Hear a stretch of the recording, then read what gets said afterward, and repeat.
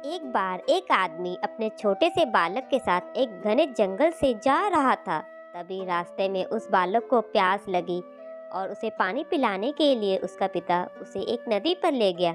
नदी पर पानी पीते पीते अचानक वो बालक पानी में गिर गया और डूबने से उसके प्राण निकल गए।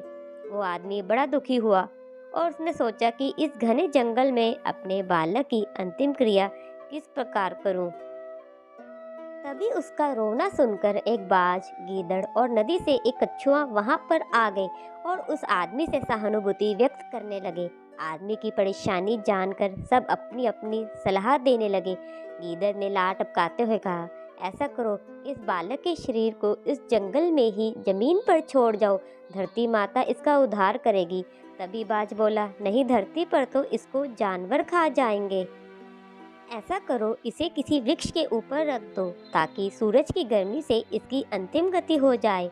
उन दोनों की बातें सुनकर कछुआ बोला, इस बालक की जान पानी में गई है, इसलिए आप इसे नदी में ही बहा दो। और इसके बाद तीनों अपनी बात मनवाने के लिए आदमी पर जोर डालने लगे। तब उस आदमी ने अपने दिमाग का इस्तेमाल किया और उन तीनों से कहा, तुम तीनों की सहानुभूति भरी सलाह में मुझे तुम्हारे स्वार्थ नजर आ रहे हैं।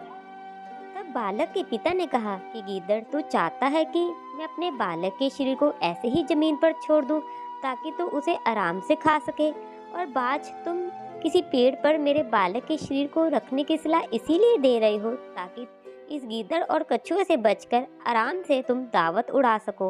और कछुआ, तुम नदी के अंदर रहते हो, इसीलिए नदी में अपनी दावत का इंतजाम कर रहे हो। तुम्हें सलाह देने के लिए धन्यवाद, लेकिन मैं अपने बालक के शरीर को अग्नि को समर्पित करूंगा, ना कि तुम्हारा भोजन बनने दूंगा। यह सुनकर वो तीनों अपना मुंह बनाकर वहां से चले गए। इसीलिए दोस्तों कहते हैं ना, सुनो सबकी, करो अपने मन की।